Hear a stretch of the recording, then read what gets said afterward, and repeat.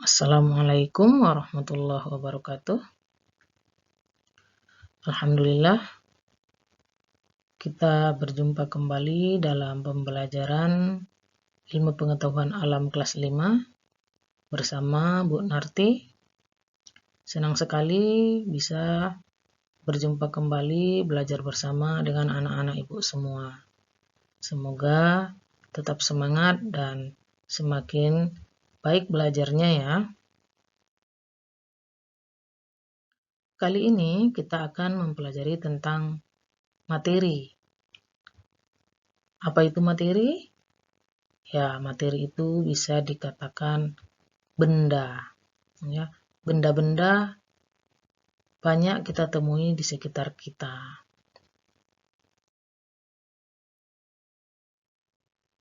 Sebelum kita melanjutkan pembelajaran, kita akan lihat tujuan pembelajaran kita hari ini. Nah, tujuan pembelajaran kita yaitu satu, menjelaskan zat tunggal dan campuran. Kemudian, mengidentifikasi zat tunggal dan campuran. Dan yang ketiga, membedakan campuran homogen dengan campuran heterogen melalui percobaan. Dalam pembelajaran ini, nanti anak-anak Ibu dapat melakukan percobaan agar dapat membedakan yang mana campuran homogen dan campuran heterogen. Apa sih campuran heterogen, apa campuran homogen? Untuk lebih jelasnya, kita lanjutkan ke slide berikutnya. Sebelum kita membahas tentang campuran, kita perhatikan pengertian materi. Materi adalah sesuatu yang menempati ruang dan mempunyai massa. Nah, materi tadi disebut juga dengan benda. Jadi setiap benda atau setiap yang mempunyai massa itu disebut materi. Apa contohnya? Oksigen. Oksigen dapat kita temui di sekitar kita, bukan? Ya, setiap hari kita menghirup udara atau oksigen. Dan oksigen ini termasuk materi. Apalagi air. Air juga termasuk materi. Kemudian pasir, besi, tembaga.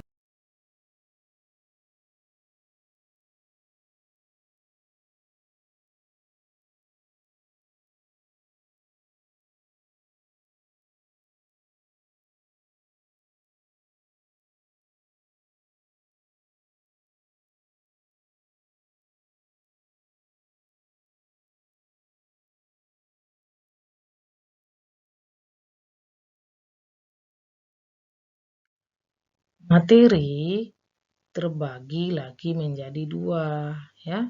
Ingat, materi terbagi menjadi dua. Yang pertama adalah zat tunggal. Yang kedua adalah zat campuran. Zat tunggal dibagi lagi menjadi dua. Yang pertama namanya unsur. Unsur ini adalah zat kimia yang tidak dapat dibagi menjadi zat yang sederhana. Sementara senyawa adalah zat tunggal yang terdiri dari beberapa unsur. Contoh unsur adalah perak. Nah, unsur ini terbagi lagi menjadi dua jenis. Satu unsur jenis logam dan yang kedua non-logam atau yang bukan logam. Contoh unsur yang berupa logam adalah perak, besi, emas, dan platina. Nah, ini semua berjenis logam. Logam ini termasuk unsur. Nah, unsur yang merupakan non-logam contohnya adalah hidrogen, oksigen, dan karbon. Sementara senyawa contohnya adalah garam, air, dan gula. Kemudian, materi yang berupa zat campuran terbagi juga menjadi dua. Yang pertama namanya campuran homogen dan yang kedua adalah campuran heterogen. Campuran homogen dapat kita temukan atau dapat kita lihat contohnya sirup, larutan oralit, dan udara. Nah, sirup ataupun larutan oralit ini merupakan campuran homogen. Sementara contoh dari campuran heterogen adalah air dan kopi bubuk, air dengan tanah, dan air dengan minyak. Ini merupakan contoh dari zat campuran heterogen.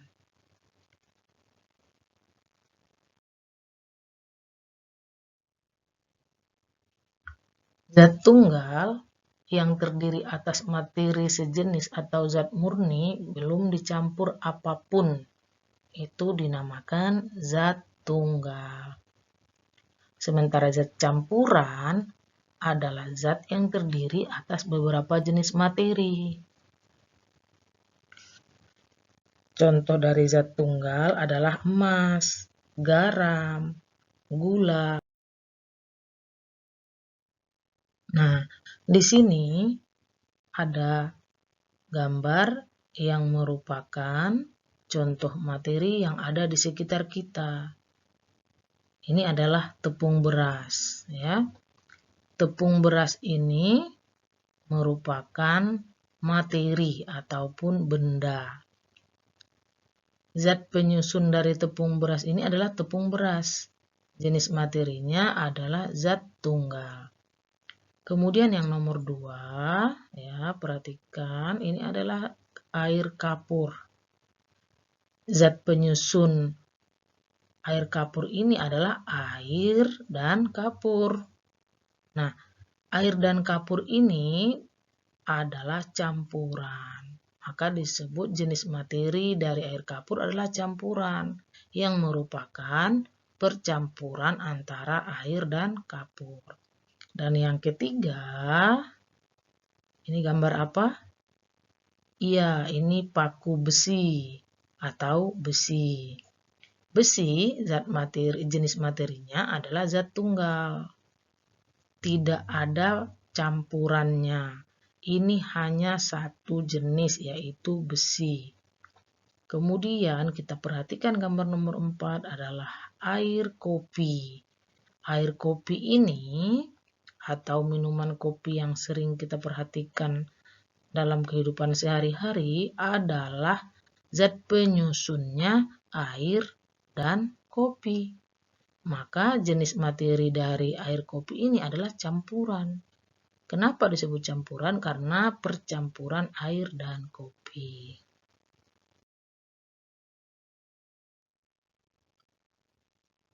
Kemudian zat campuran ada dua jenis. Zat campuran homogen, yaitu contohnya apa? Ya, air dan gula. Air dan gula ini zat yang penyusunnya tercampur sempurna. Anak-anak ibu coba perhatikan ketika kita mengaduk air dan gula. Lama-kelamaan air dan gula itu menyatu sehingga tidak dapat dibedakan mana air dan mana gula. Maka karena ini tercampur sempurna disebut campuran homogen. Contohnya apa? Air, gula. Mungkin anak-anak ibu bisa menyebutkan contoh yang lainnya. Seperti apa? Ya, campuran oralit, sirup. Ketika kita mencampurkan sirup dengan air, maka akan menjadi campuran homogen atau zat penyusunnya akan tercampur sempurna. Dan yang kedua adalah campuran heterogen. Apa itu campuran heterogen? Zat yang penyusunnya tercampur tidak sempurna. Contohnya, kopi. Ketika kita membuat kopi atau menyeduh kopi, bubuk kopi dan air panas yang dituang ke dalam cangkir itu tidak tercampur sempurna. Buktinya kita dapat membedakan bubuk kopinya yang mengendap di bawah dan air kopi. Karena bubuk kopi dan air kopi tidak tercampur sempurna, maka disebut campuran heterogen.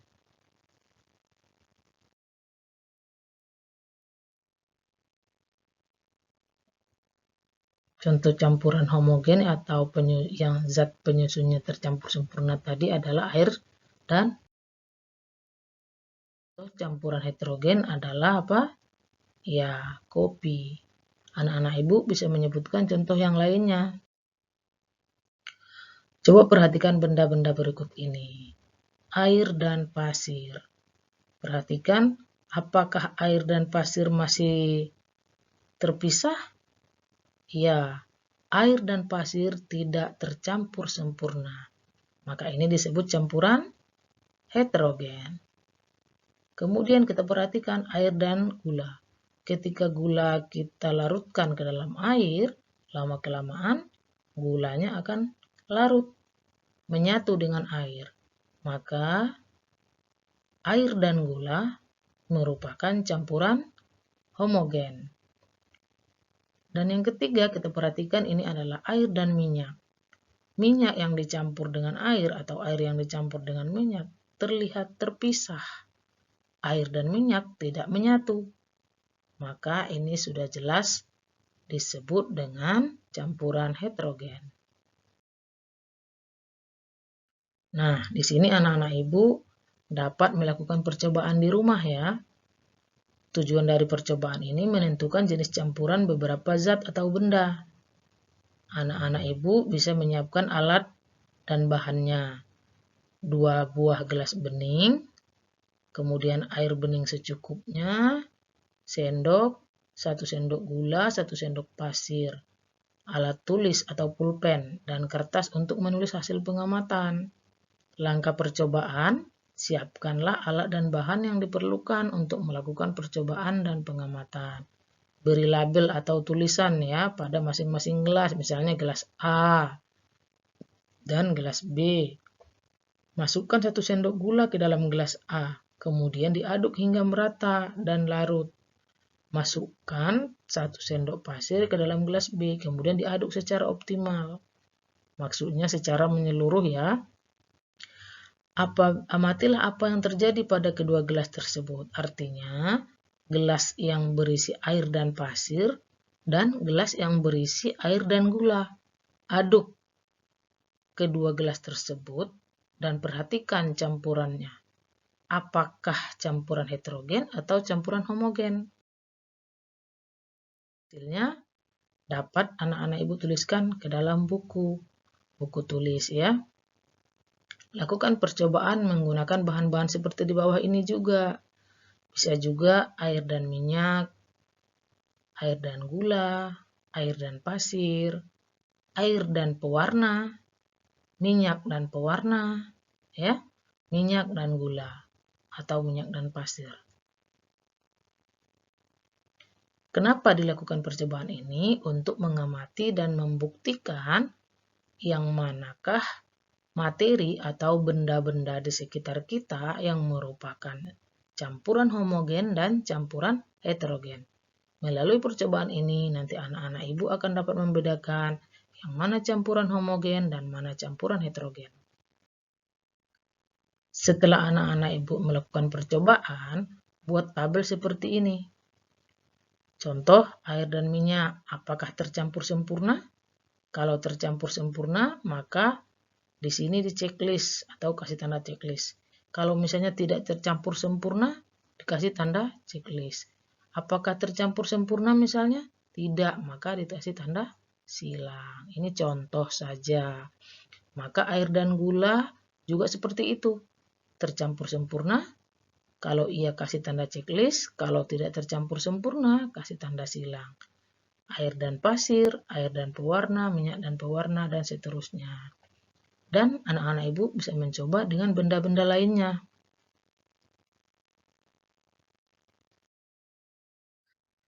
Demikian pelajaran kita hari ini. Semoga bermanfaat. Terima kasih. Assalamualaikum warahmatullahi wabarakatuh.